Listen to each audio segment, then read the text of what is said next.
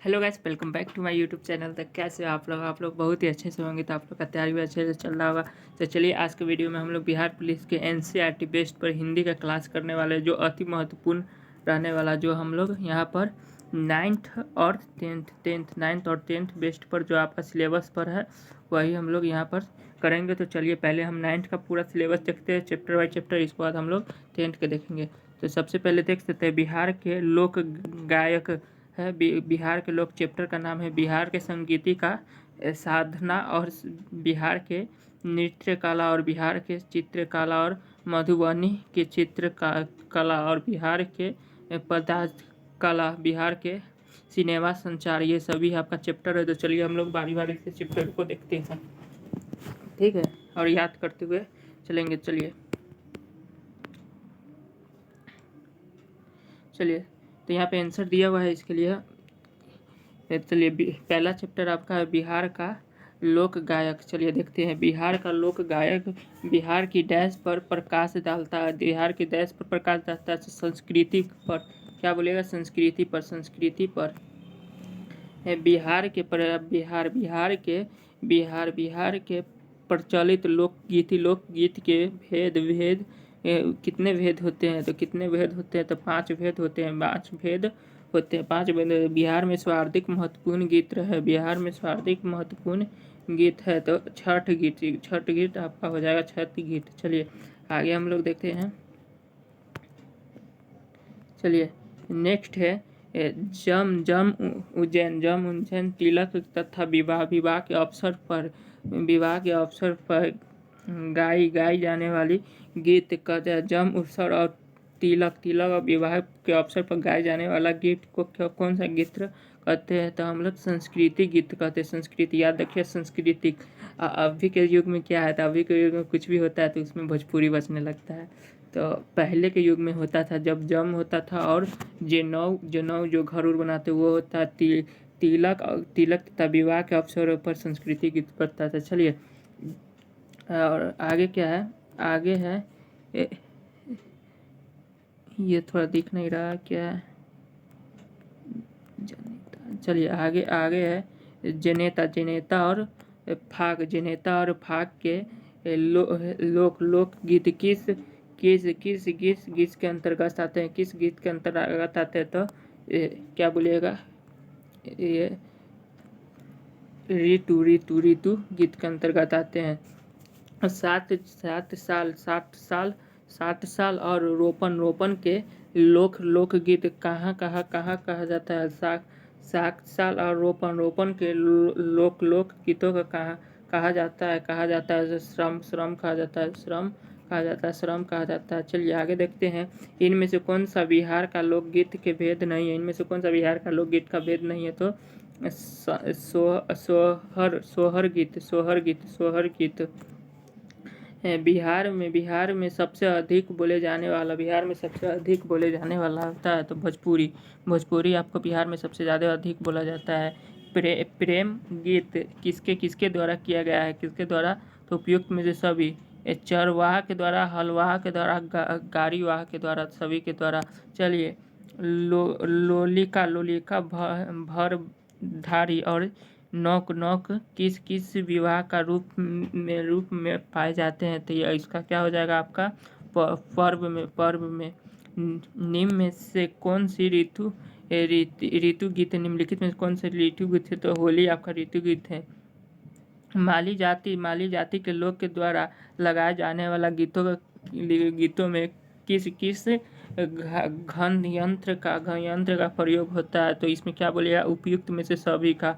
आपका ढोलक का होता है, छाल का होता है और डुंगी का होता है। तो ढोलक झाल जानते हैं, डुंगी क्या होता है हमें भी नहीं पता।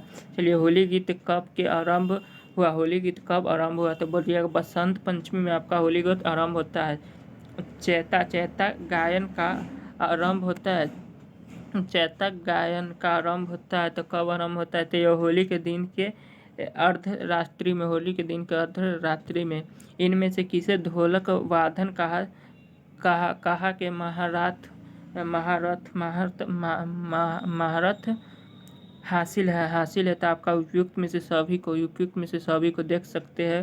राम कृत्यार्थी मिश्र और आपका है कंठासुर राय और स्वर किशोर देव, ये सभी को ढोलक बजाने में महारत हासिल है। चलिए किस ढोलक वादन के उपमान गांधी जी है, उपमान में गांधी है तो राम कृतार्थ मिश्र, राम कृतार्थ मित्र क्या हो जाएगा, राम कृतार्थ मित्र। चलिए आगे आगे हम लोग देखते हैं अगला प्रश्न है, राम कृतार्थ मित्र का संबंध किससे किस जेल से आपका बक्सर के जेल से, बक्सर के जेल से। बिहार में डैश नामक बाजार लोक गाया अभिन्न अंग रहा तो आपका हो जाएगा ढोल ढोल ढोल ढोल ढोल। चलिए आगे देखते हैं, राम कीर्तन मिशन की संबंध बक्सर के जिले के किस गांव से, बक्सर के जिले के किस गांव से है तो बहारी बहारी बहारी बहारी। चलिए नेक्स्ट हम लोग देखते हैं, नेक्स्ट क्या है, जो गीत बारात में दरवाजा लगने और समय में बारातों के स्वागत में गाए जाते हैं उसे कहा जाता है उसे क्या कहते हैं तो उसे बारात का परिछनन के गीत कहते हैं। चलिए नेक्स्ट हम लोग देखते हैं, लोक नीति प्रतिपादन है, लोक नीति प्रतिपादन है तो सामूहिक चेतना द्वार पूजा के द्वारा भोजन करने और बैठ चुके बरातियों के स्वागत में जाने वाला गीत होती है तो भारी गीत भासी गीत। चलिए आगे हम लोग देखते हैं, बिहार की संगीती साधना है तो आपका क्या हो जाएगा, यह संगीत मतदान किसे कहा जाता है, संगीत मतदान किसे कहा जाता है, समुद्र गुप्त। चलिए आगे देखते हैं, समुद्र गुप्त किस वाद्य यंत्र को बजाने का निपुण थे, समुद्र गुप्त किस वाद्य यंत्र को बजाने का निपुण थे तो आपका वीणा।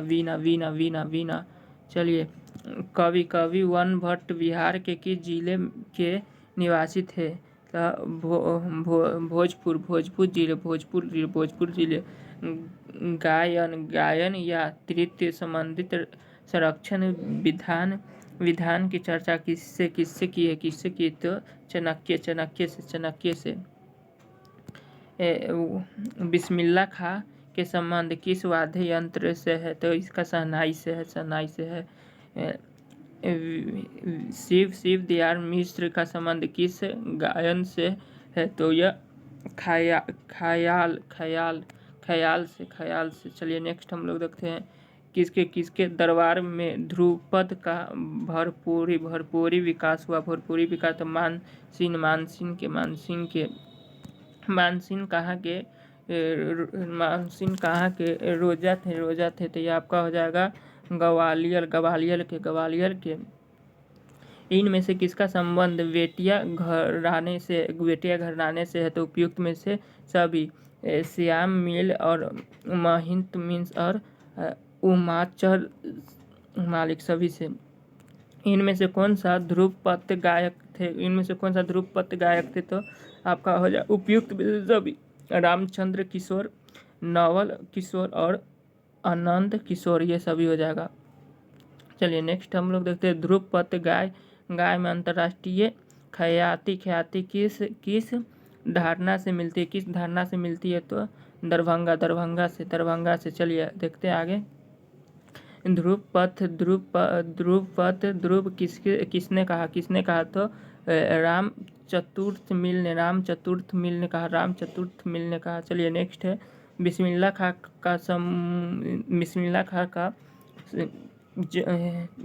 खां की जन्मभूमि आपका होगा पंडुम राव में। चलिए आगे हम लोग देखते हैं, बिहार के प्रसिद्ध गोखा गायक सरदा सिन्हा किसकी शिष्य थी तो पंडित रघु झा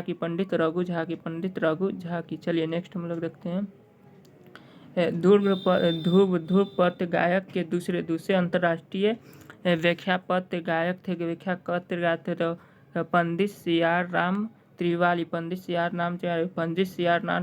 किस जिले के निवासी थे तो आपका गाय के किस जिले के निवासी गाय के पूर्व की गायत्री पूर्व की गाय की गायकी कहाँ जाता है तो किसको तो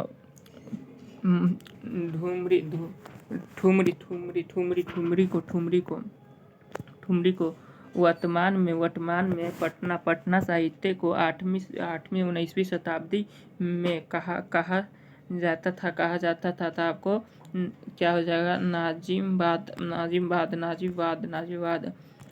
पुन वाई कहाँ के ठुमरी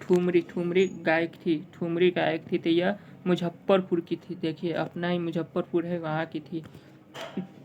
ढेला भाई कहाँ के ठुमरी गायक थी तो यह गाया की निम्नलिखित में कौन अपना प्रस्तुत घर का 4 दीवारियों के बाहर नहीं थी। 4 दीवारियों सुदीन पाठक।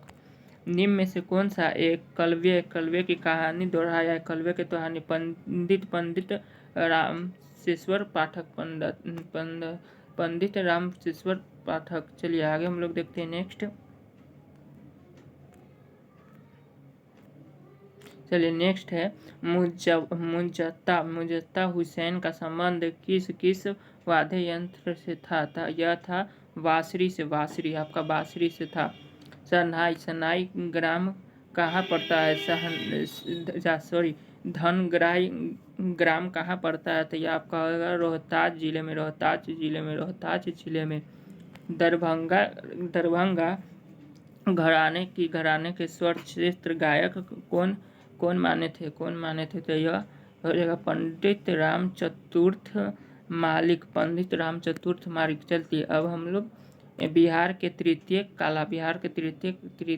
नृत्य कला को देखेंगे। चलिए देखते हैं।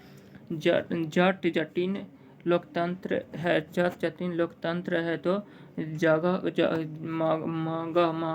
मगह का ज्योतिश्वर ठाकुर कहाँ के संगीत शास्त्री थे तो मिथिला का आपका हो जाएगा मिथिला का। इनमें से कौन सा बिहार का लोक नृत्य नहीं। इनमें से कौन सा बिहार का लोक नृत्य है। भरतनात्मक तथ्यम। चलिए आगे देखते हैं। भरतनाट्यम तथ्यम। चलिए आगे है। इनमें से कौन सा नृत्य केवल नागरिकों द्वारा और दर्शन केवल नारियों होती है तो यह जटिन। चलिए आगे देखते हैं। आगे मेरा है महिलाओं के गोल घेरा बंद के बीच में महिलाओं के द्वारा किए गए नृत्य होता है तो यह होता है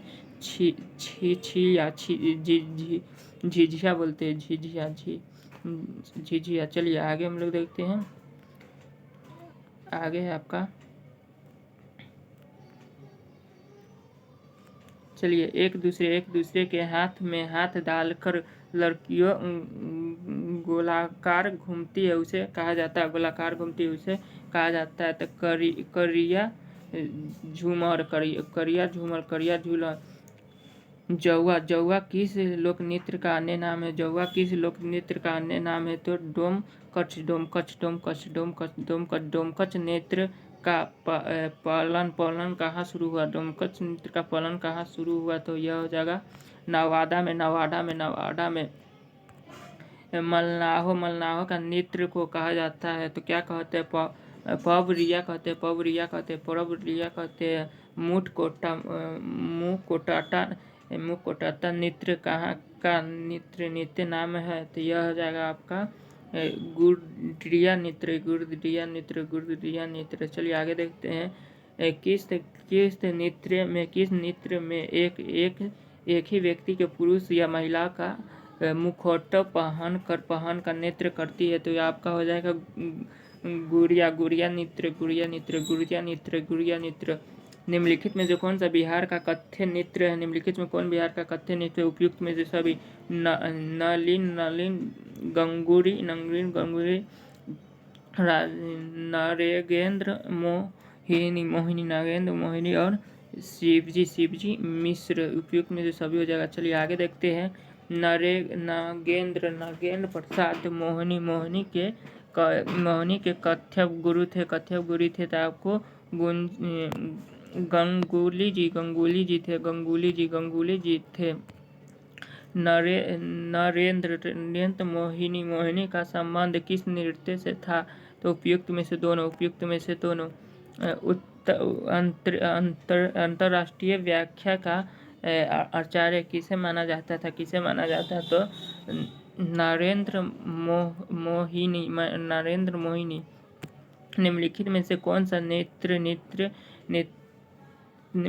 कौन सा नेत्रगण सरकारों का पदाधिकारी में रह चुके थे? तो आपका शोभा जी विश्व विख्यात नृत्य के रूप में डैश महाराजा के नाम से भी जाने जाते हैं। तो आपको बिरजू बिहार के शास्त्रीय नृत्य में पहली ज्योति जलाने वाले जो हरि भिखारी के ठाकुर के संबंध में किस जिले है? तो यह हो जाएगा भागलपुर। चलिए आगे देखते हैं। आगे अपना मधुबन चित्रकाल। चलिए देखते हैं। विद्यापति के समकालीन राजा देश के काल में पत्र चित्रण को शेष विकास हुआ था। आपका हो जाएगा यह शिव सिंह। चलिए आगे देखते हैं हम लोग। चलिए आगे है। मिथिला के भित्ति चित्रों में से देश की रसलीला में चित्र मिलते हैं। तो यह हो जाएगा राधा कृष्ण। मिथिला लाचन प्रसिद्ध चित्रकला को डैश के नाम से प्रसिद्ध है।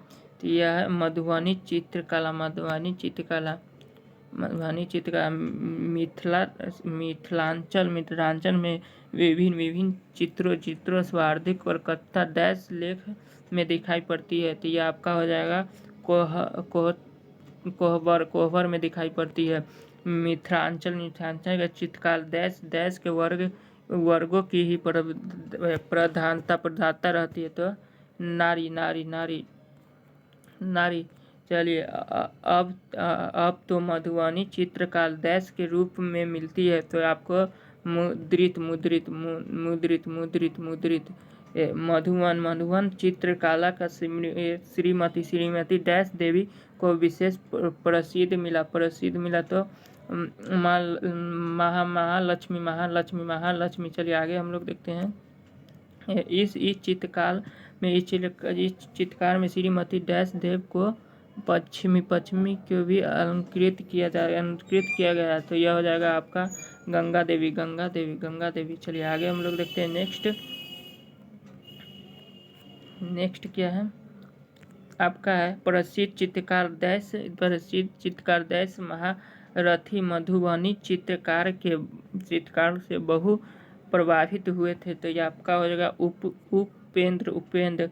जगदम्बर देश को देश में राष्ट्रीय स्थल शिल्प पुरस्कार से शामिल किया गया। तो यह 1970।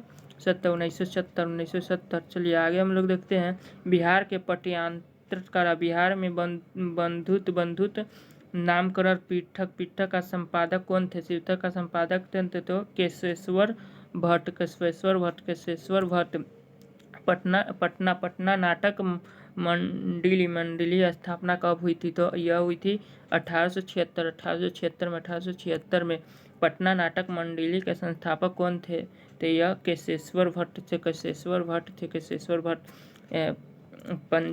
पंजाब ईश्वर प्रसाद शर्मा कहाँ के निवासी थे? तो आरा के निवासी थे। मनोरंजन नाटक मंडिल नामक हत्या संस्था का स्थापक कब हुआ था? तो वह 1914 में। मनोरंजन नाटक मंडिला के संस्थापक थे। तो यह थे पंडित ईश्वर प्रसाद शर्मा। किंगर किंगर नाटक कला मंच की स्थापना कब हुई थी? तो यह 1917 में हुई थी। 1917 में विकर विकर जी किस रंगमंच का सर्वाधिक प्रभाव थे? तो यह आपके थे किसका? तो बांग्ला। पटना इफाट की स्थापना कब हुई? पटना इफाट की स्थापना कब हुई थी? तो ये 1947। पटना इप्टा की स्थापना किसने की थी? तो यह इनमें से तीनों हो जाएगा। Doctor A.K. जैन्स, डॉक्टर एम्स ए घोषणा और विज किशोरा प्रसाद, ये सभी हो जाएगा आपका। चलिए नेक्स्ट देखते हैं बिहार आर्ट रिएक्ट की स्थापना किसने की थी? बिहार आर्ट रिएक्ट की स्थापना किसने की थी? तो अनियल मुखर्जी आपका हो जाएगा अनियल मुखर्जी। चलिए देखते हैं कालिदास का नामक प्रेक्षागृह का निर्माण किसने कराया था? किसने कराया था? तो अनिल मुखर्जी। चलिए नेक्स्ट हम लोग देखते हैं चंद्रगुप्त नाटक के रचयिता कौन है? तो जयशंकर प्रसाद। चंद्रभुर्जची के नृत्य संस्था का क्या नाम था? तो आपका मगध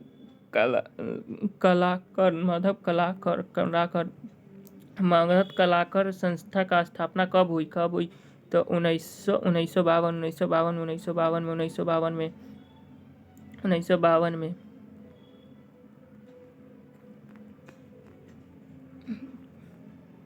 चलिए नेक्स्ट देखते हैं हम लोग राष्ट्रीय तट विद्यालय के प्रशिक्षण का प्राप्त करने वाले बिहार के प्रथम व्यक्ति कौन थे? तो कौन थे? तो आपका प्यारे मोहन सहाय अनागत नामक पृथक संस्था का संस्थापक थे। तो यह आपके कौन थे? यह आपका हो जाएगा दोनों, नरेंद्र नाथ पांडेरा और भावेश अख्तर। चलिए आगे हम लोग करते हैं आगे कथाकार निष्पिसकर शुभ की कहानी अली का मंच प्रस्तुतिकरण किसने किया था? आपका होगा सतीश आनंद ने। मॉल आचलन के रचनात्मक है तो वह कौन सा है? तो वह हो जाएगा फणीश्वर नाथ रेंगु। बिहार में लोक नाट्य कला का सर्वोच्च योग किसने किया? तो किसने किया? भिखारी ठाकुर ने। बटोही के रचनात्मक है। तो यह आपका कौन है? बटोही के रचनात्मक कौन है? तो ऋषिकेश्वर सुलभ। कालिदास रंगाली कहाँ की स्थित है? कालिदास रंगालय कहाँ की स्थित है? तो यह होगा आपका पटना का। मुक्त पर्वत किसकी रचना है? तो यह होगा आपका अविनाश चंद्र मिश्र। तो आपका 6 चैप्टर खत्म हुआ। 7 चैप्टर हिंदी का बिहार का सनेवा संचारण। चलिए देखते हैं क्या है सवाल क्या है। आलम आहार फिल्म का प्रदर्शन कब हुआ था? तो 1931 में। रतन टाइक्रीज कहाँ का था? रतन टाइक्रीज कहाँ था? तो यह रांची में था। फिल्म पूर्ण जागरण का निर्माता कौन था? जो जगन्नाथ प्रसिद्ध सिंह किंकर।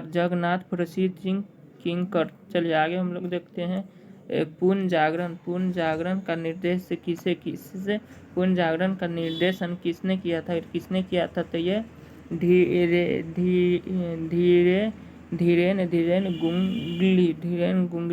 गुंगली। चलिए आगे देखते हैं शत्रुघ्न सिन्हा कहाँ के निवासी था? शत्रुघ्न सिन्हा कहाँ के? बिहार के।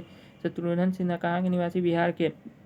महाराजा जगन्नाथ प्रसाद सिंह की मृत्यु कहाँ हुई थी? तो आपका हुई थी 1934 में। गंगा मैया तोहरे प्यारी चुंदरिया फिल्म के निर्माण कौन है? तो इसमें शिवनाथ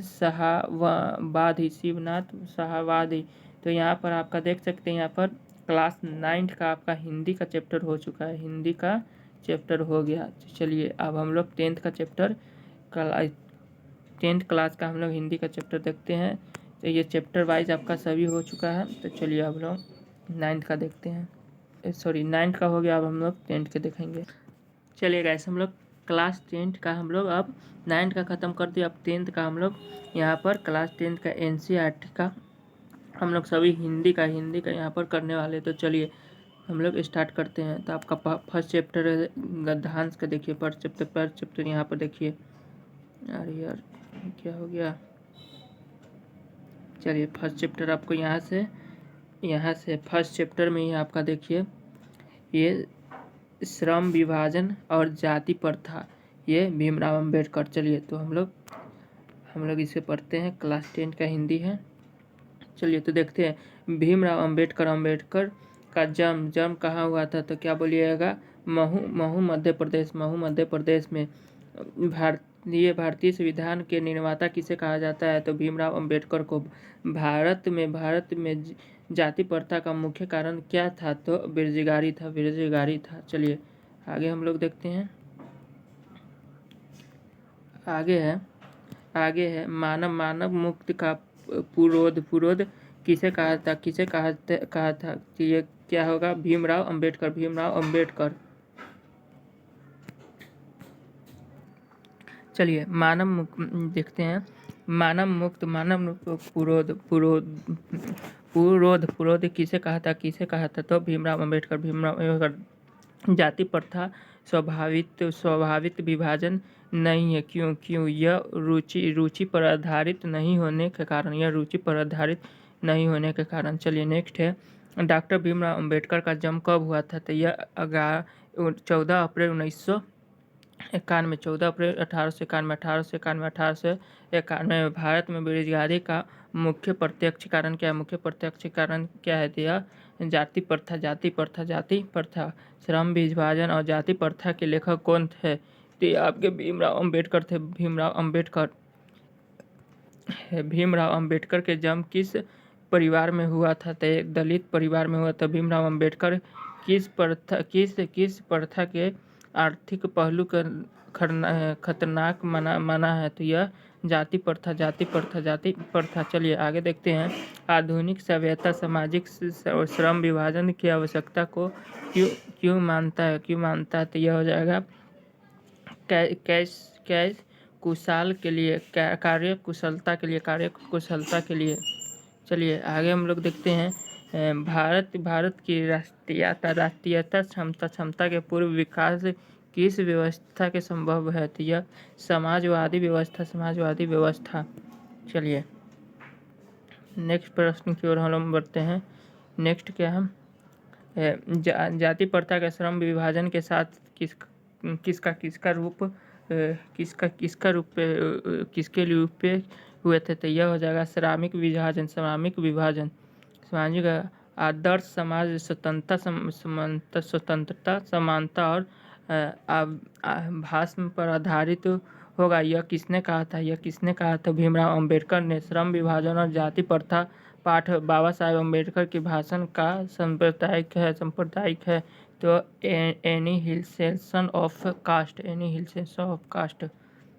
चलिए आगे हम लोग देखते हैं। मूक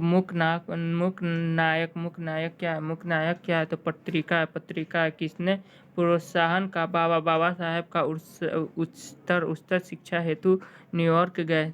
तो Baroda national Buddha and hitch धामा के लेखक कौन है? भीमराव अंबेडकर। विश्व विभाजन और जाति प्रथा शीर्ष किसके द्वारा निम्नलिखित में से रूपांतरण है? तो लरई सिंह यादव। डॉक्टर भीमराव अंबेडकर की मृत्यु कब और कहाँ हुई थी? तो यह 1956 में दिल्ली में 1956 में दिल्ली में 1956 में दिल्ली में डॉक्टर भीमराव अंबेडकर के पिता का नाम क्या था? तो रामजी सकलपाल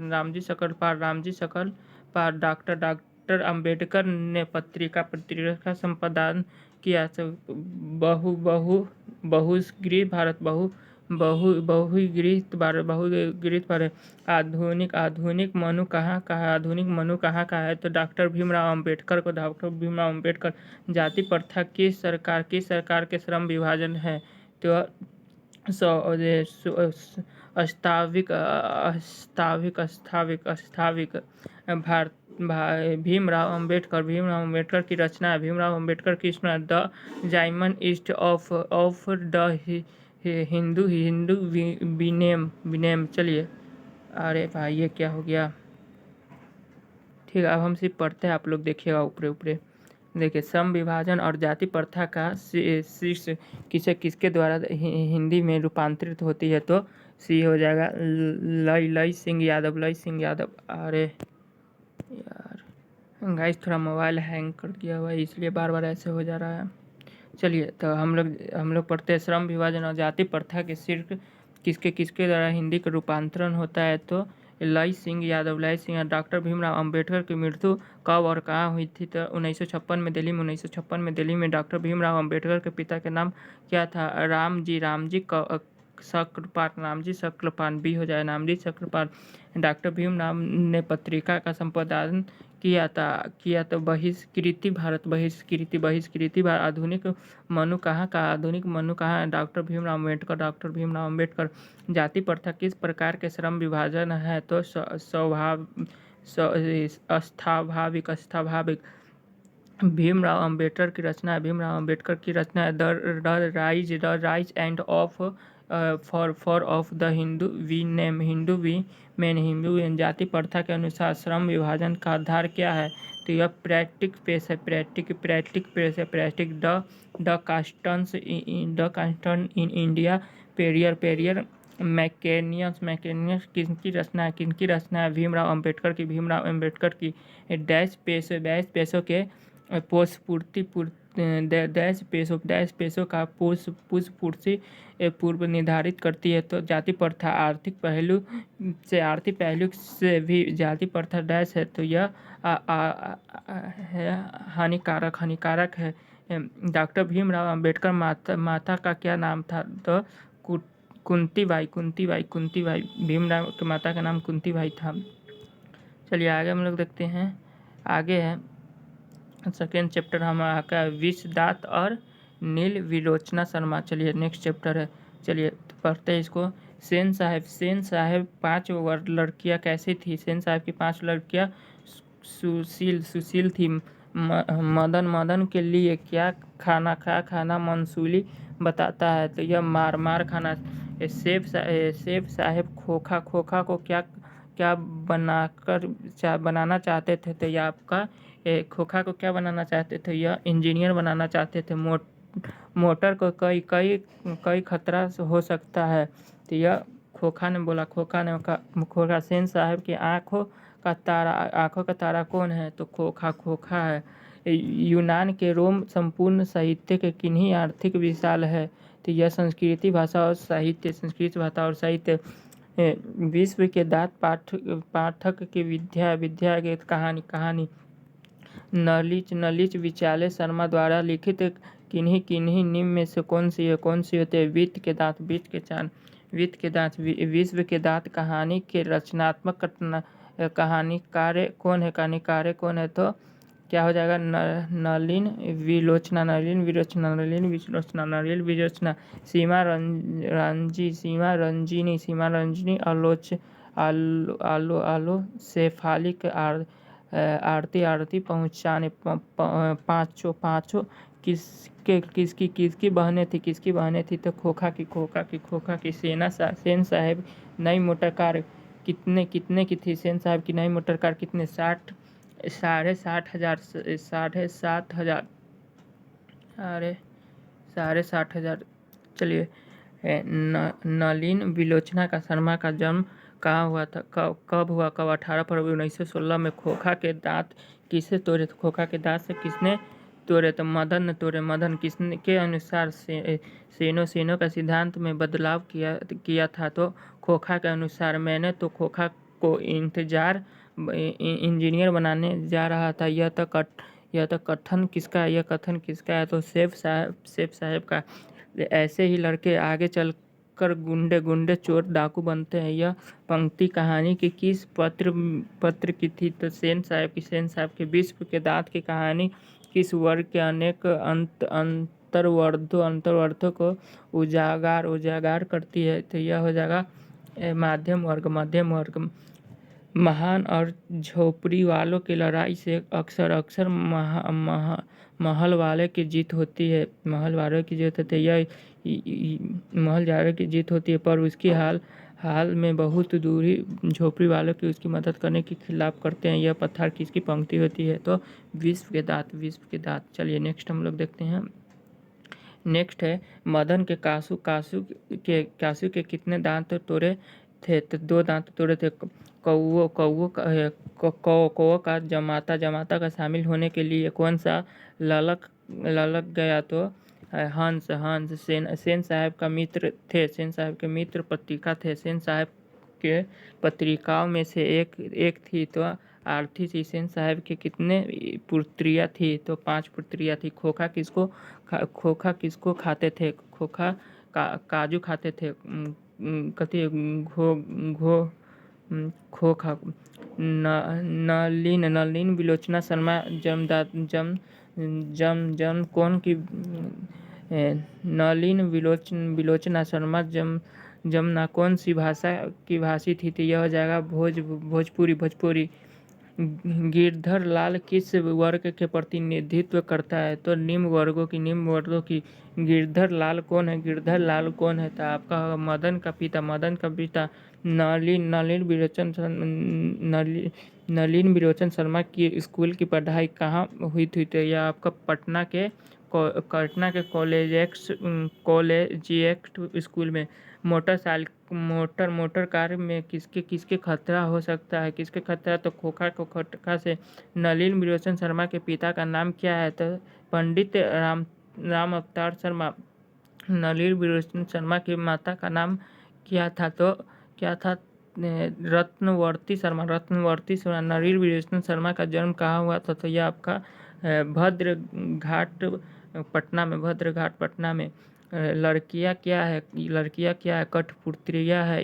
किसके बात का गर्व है? दिया था माता पिता को। मदन की उम्र क्या थी? तो 500 साल।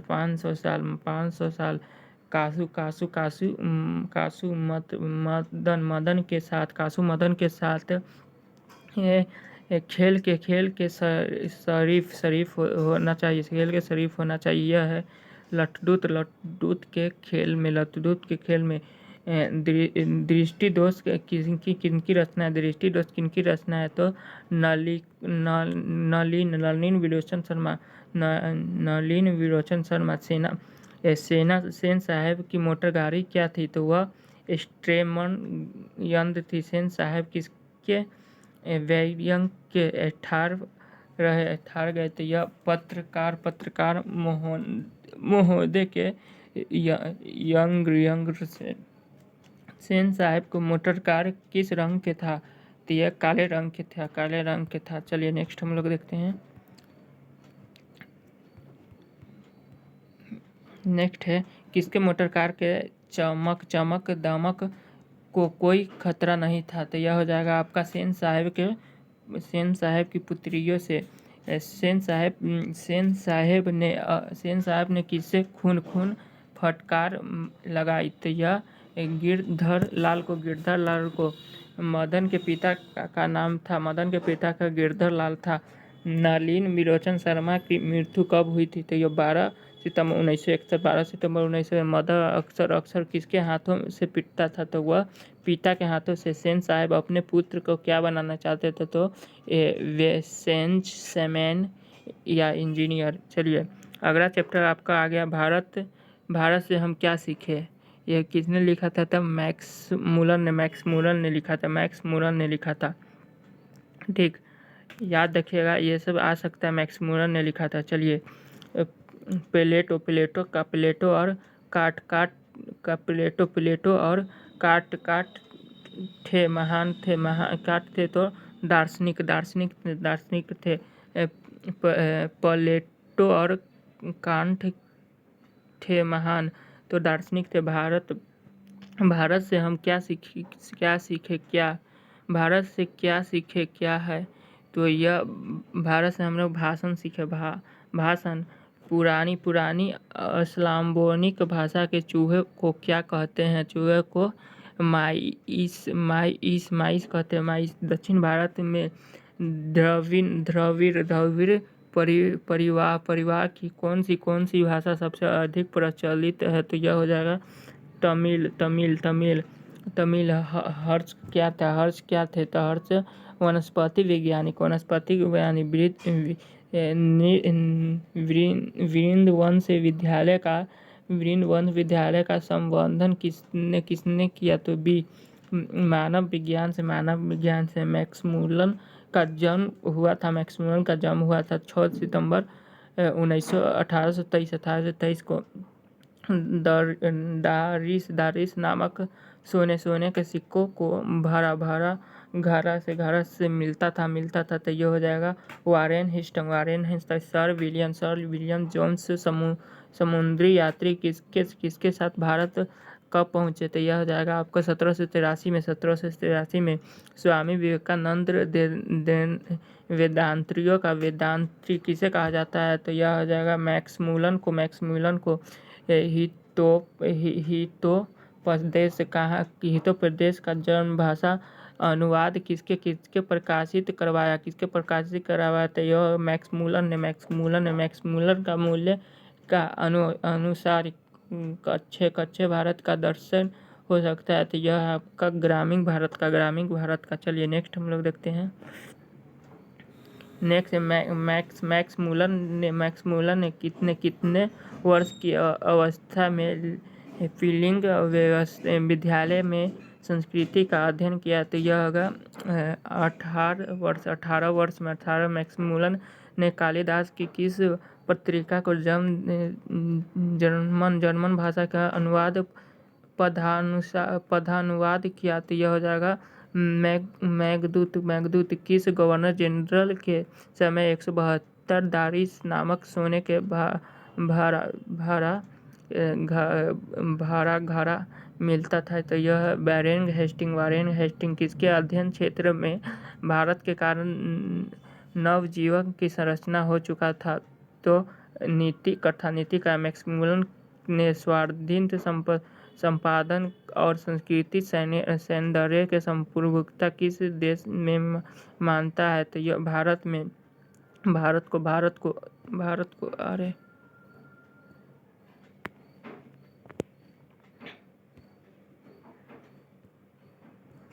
चलिए आगे। प्लेटो का संबंध किस देश से है? तो यूनान से। भारत के प्राचीनतम भाषा कौन सी होती है? संस्कृति होती है। मुंडा किस देश के जनजाति है? तो भारत के। प्राच्य का अर्थ क्या होता है? तो पूर्वी होता है। संस्कृति का अग्नि शब्द लैंडिंग में किस रूप से मिलती है? तो यह आपका इंगिनस से। मैक्समुलर का जन्म कहाँ हुआ था? तो यह डेसाई जर्मनी। मैक्समुलर के पिता का क्या नाम था? विल्हेम्स मरूर। भारत से हम क्या सीखे? यह रचना कौन सा होता है? तो मैक्समुलर। संस्कृत भाषा के साहित्य का विस्तार लगभग कितने लंबे काल तक है? तो यह होगा 3000 ईसा पूर्व। वारेन हेस्टिंग भारत के गवर्नर जनरल था। मैक्समुलर के मानव सभ्यता के मूल स्रोत किसने माना? तो वैदिक ज्ञान को दारित क्या था? तो सेना का प्राचीनात्मक सिक्का। मैक्समुलर की मृत्यु कब हुई थी? तो 28 अक्टूबर 1900 को। किसे कीने वारेंसी पास होने का सिक्कों से भरा एक घड़ा मिलता था? तो वह वारेन हिस्टोंग का। चलिए आगे देखते हैं। आगे है शाहनामा का रचना काल है तो 10वीं और 11वीं। मैक्समुलर के विश्व के सबसे प्राचीन भाषा कौन सी भाषा कहा जाता है? तो यह हो जाए संस्कृति को सर विलियम जेम्स की भारत की यात्रा कब हुई थी? तो 1783। भारत में कैसे स्वप्नदर्शी को आवश्यकता होती है? तो सर विलियम जॉनसन जैसे। चलिए नेक्स्ट चैप्टर हमको नाखून क्यों बढ़ते हैं? तो हजारी प्रसाद त्रिवेदी। चलिए याद रखिए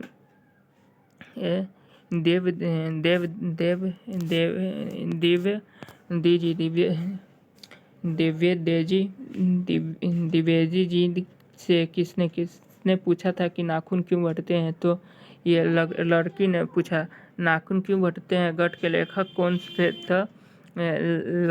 क्या हो जाएगा? ललित निबंध है। नाखून क्यों बढ़ते हैं पाठ के काट में बूढ़े के सबसे बड़ी चीज किसे माना जाता था? तो प्रेम से। सहजाता वृत्तियाँ किसे कहते हैं? तो अनजान स्मृति को आलोक के पूर्व शीर्षका निबंध की संग्रहण किसकी रचना होती है? तो हजारी प्रसाद त्रिवेदी के नाखून बढ़ना किसका परिणाम है? तो यह मनुष्य की सहजात वृद्धि का। किस देश के लोग बड़े बड़े नख प्रबंध रखते थे? तो यह हो जाएगा गौर देश के।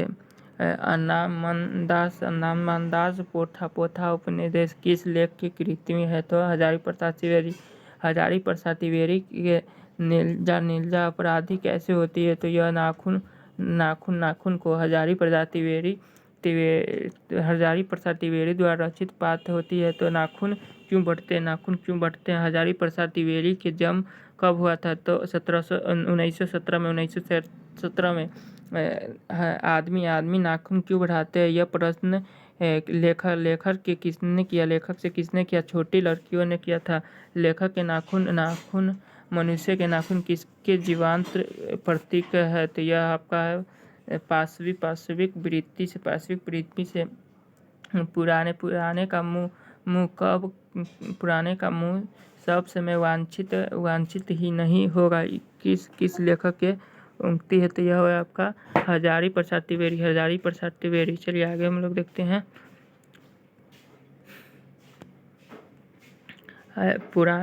पुराने का मुंह सब समय वांछित ही नहीं होता है। यह पंक्ति किस शीर्षक पाठ की है? तो नाखून क्यों बढ़ते हैं किसने कहा था कि सब पुराने अच्छे नहीं होते हैं, सब नए खराब नहीं होते हैं? तो ये कालिदास ने कहा था। कौन सा नाखून को जिलाया जा सकता है? कौन सा नाखून को जिलाया जा सकता है? तो यह प्राकृतिक हिंदी साहित्य का आदित्य काल की रचना है। तो यह हो जाएगी आपकी आचार्य हजारी प्रसाद त्रिवेदी।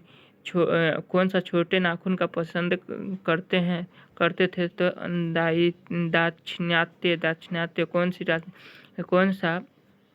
कौन रचना हजारी प्रसाद त्रिवेदी की नहीं है? तो यह है माटी की मूर्ति देवताओं के राजा के किने संबोधित किया था? तो यह इंद्र को नक घर मनुष्य किस पर भरोसा करके आगे की ओर चल पड़ा? तो यह हो जाएगा एटम बम पर की इनमें किस रचना के निबंध संग्रहण है? तो प्राचीनतम नाम और कलात्मक विनोद। हजारी प्रसाद त्रिवेदी का जन्म कहाँ हुआ था? तो यह बलिया उत्तर प्रदेश में होता है। नाखून क्यों बढ़ते हैं? निबंध की नई पीठ में कैसा भाव जनता है? तो यह हो जाता है संस्कृति आत्मगौरव। कितने वर्ष पहले भारतवासी नाखून को जम के सरावता था? तो यह हो जाएगा 2000 वर्ष से पहले। कालिदास की ललित योजना किसकी रचना है? तो यह हो जाए हजारी प्रसाद त्रिवेदी की। मनुष्य में नाखून की जरूरत कब थी? तो जंगली जीव में अशोक के फूल किसकी रचना है? तो यह हजारी प्रसाद द्विवेदी के नाखून क्यों बढ़ते हैं निबंध के लेखक ने किस बूढ़े का जिक्र किया था? तो यह महात्मा गांधी। हमारी प्रसाद त्रिवेदी की मृत्यु कब और कहाँ हुई थी? तो यह 1979 दिल्ली में। द्विवेदी जी की आलोचना पर कौन सा पुस्तक मिला? तो साहित्य अकादमी पुस्तकालय। पृथ्वी राजा सरोज किसका संप्रदान है? हजारी प्रसाद त्रिवेदी का। चलिए ये क्या है? नख किसका प्रतीक है? तो यह हो जाएगा पशु अत्ता का। काम सूत्र किसकी रचना है? काम सूत्र किसने है? वात्स्यायन की। चलिए नेक्स्ट चैप्टर 5वां क्या है? नागरी लिपि गुणकर मूल्य। इसको हम बाद में पढ़ेंगे अभी। चलिए तो 5 चैप्टर हम लोग देखते हैं। तो क्या है? नागरिक लिपि। तो चलो देवनागरी भाषा किस लिपि में लिखी जाती है? तो यह देवनागरिक में लिखी जाती है। हिंदी के इसकी विधि वेलिया किस लिपि से लिखी जाती है? तो यह देवनागरिक। दक्षिण भारत की नागरिक लिपि क्या कहलाती है? तो यह हम कहते हैं नंदी नागरी।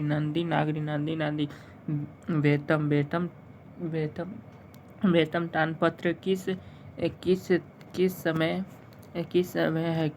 तो यह हो जाएगा 1020। बेटम दानपत्र किस समय का है? तो 1020। 12वीं सदी के केवल के दर्शकों के सिक्कों पर वेल कैलियस जैसे शब्द डैश लिपि में अंकित होती है। तो देवनागरिक ईसा के 24वीं और 25वीं सदी के विजयनगर के शासकों ने अपने लेखों की लिपि को कहा। तो यह हो जाएगा देवनागरिक। हिंदी में आदित्य कवि होते हैं। तो शरहद परमार शासक भोज कहाँ रहता है? तो धारा नागरी में। शौर्य नामक पुस्तक किनकी रचना है? तो गुणाकार मूल्य। निम्नलिखित में से लिपि के कहानी है पुस्तक की रचयिता कौन होती है? तो गुणाकार मूल्य। निम्नलिखित में से लिपि निबंध की लेखक निम्नलिखित का है? तो यह गुणाकर मूल्य का। नागरिक लिपि की सार्थक पद साहित्य की कौन विद्या है? तो निबंध। दोहा कोश किसकी रचना है? दोहा कोश किसी रचना है? तो सरमादा की। सरपाद की। तमिल मलयालम तेलुगु कन्नड़ भाषा है। दक्षिण भारत की हिंदी सीखी जाती है। तो देवनागरिक लिपि हिंदी सीखी जाती है। देवनागरिक लिपि सरपद की कृति है। तो दोहा कोश। नागरिक लिपि के आरंभ के लेखक हमें कहाँ से मिलते हैं? तो दक्षिण भारत से। नागरिक लिपि के आरंभिक लेख हमें कहाँ से मिलते हैं? तो दक्षिण भारत से। उत्तर भारत से नागरिक लिपि की लेख कब मिलने लगे? तो 8वीं सदी विजयनगर के राजा और राजाओं के लेखों की लिपि को क्या नाम दिया गया? तो नंदी नागरिक लिपि। 10वीं और 11वीं सदी के किस रचना के भारत यूरोप के बीच में व्यापार संबंध के बारे में बताया गया? तो शाहनामा। नागरिक लिपि के पाठ किस लिपि की रचना है, किस लिपि की रचना है? तो देवनागरिक लिपि के देवनागरी लिपि को टाइप भाव किसने पहले बनाई? तो दो सदस्य। चलिए, देवनागरिक लिपि के टाइप लगभग कितने पहले है? तो यह हो जाएगा आपका दो सदी। गुप्त काल में किस लिपि का संबंध है? तो ये ब्राह्मणी। मुजेली ने मिंद्रा स्थल का किस भाषा को पढ़ाया? तो यह हो जाएगा आपका मराठी। गुणाकार मूल्य का जन्म किस राज्य में हुआ था? तो बोलिएगा महाराष्ट्र में। गुणाकार मूल्य की शिक्षा की भाषा क्या थी? तो मराठी थी। नागरिक लिपि किस विधा की रचना है? तो निबंध। साक्षरों की कहानी किनकी रचना है? तो गुणाकार मूल्य की। नागरिक नाम अस्तित्व में कब आया? तो 1000 ईसा पूर्व आसपास। चलिए, गुणाकार मूल्य ने भीष्म विषयों पर कितने निबंध लिखे? तो 2500 से अधिक। गुणाकार मूल्य की मृत्यु कब हुई थी? तो 2009 ईस्वी में। गुणाकार मूल्य का जन्म कब हुआ? तो 1935 में। नागरिक लिपि दार्शक पाठ किस पुस्तक से लिया गया? तो भारतीय लिपि की कहानी। बेतामा कहाँ का है? तो इंदौर के पास। गुणाकार मूल्य के प्रारंभिक शिक्षा किस परिवेश में हुई थी? तो ग्रामीण। महिर भोज की गवारियर प्रस्तावित किस भाषा में है? तो संस्कृति। संदृढ़ क्या है? तो यह एक प्रकार की लिपि है। किसे देवनागरिक लिपि की संख्या दी गई? तो यह हो जाएगा काशी में।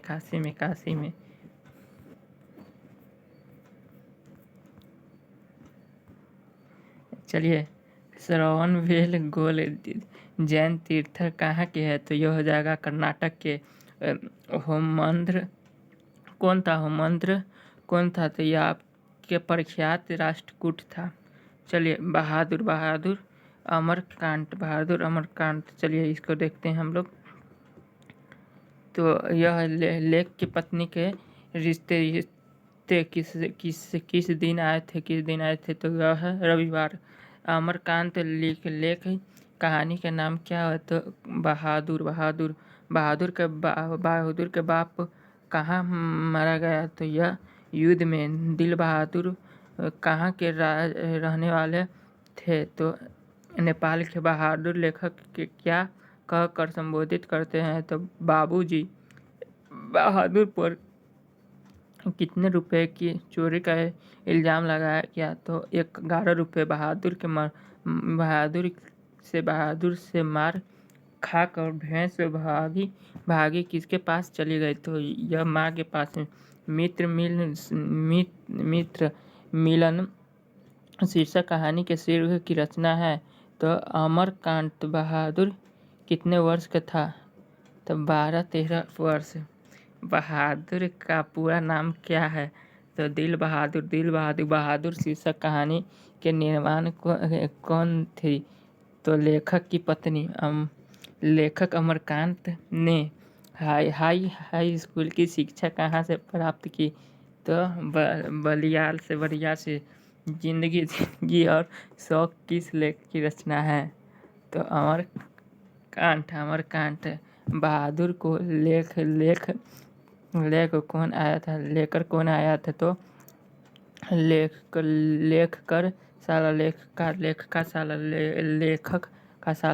के साला बहादुर शीर्षक कहानी के कसूर कौन था? तो वह लेख का पुत्र था। बहादुर कहाँ की भाग कर आया था तो नेपाल से बहादुर अपने घर से क्यों भागा था?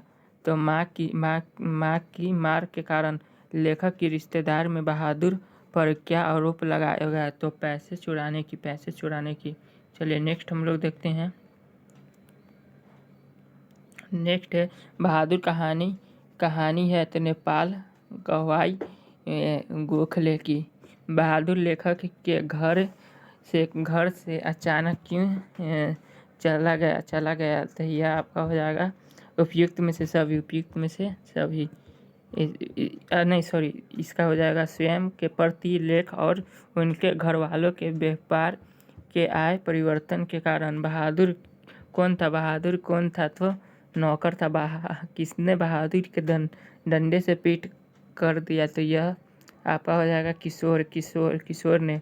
आकाशपिक्ष किस विद्या की रचना है? तो उपन्यास की। बहादुर की अपनी याद नहीं आती है तो यह माँ की। नरमाला आँखों पर क्या रख कर रोने लगी? तो आँचल। अमरकांड का जन्म कहाँ हुआ? तो वालिया उत्तर प्रदेश में। कहानी के लेखक के अमरकांड का जन्म कब हुआ था? तो 1925 में अमरकांड की रचना है। तो कुहास। बहादुर पर चोरी का इल्जाम किसने लगाया था? तो लेख का अतिथि। निर्माला कौन था? निर्माणा कहानीकार की पत्नी। मौत का नगर किस लेखक की कहानी है? तो अमरकांड के किस कहानी के लेखक के लिए है पुरस्कृत किया गया? तो पीटी कलकरी। बहादुर लेखक की पत्नी निर्मला को किस रूप में देखता था? तो माँ के रूप में। लेखक के घर में किन नियंत्रण आवश्यकता थी? तो नौकर रुपए खोने का प्रचलन किसने चर्चा था? तो यह हो जाएगा कहानीकार के रिश्तेदार ने।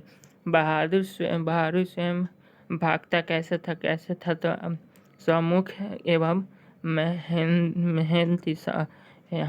मेहनती। बहादुर घर से चलते समय कितने राशि लेकर चला था? तो 2 रुपए। बहादुर के नाम से दिल शब्द किसने उड़ाया था? तो निर्माणा ने।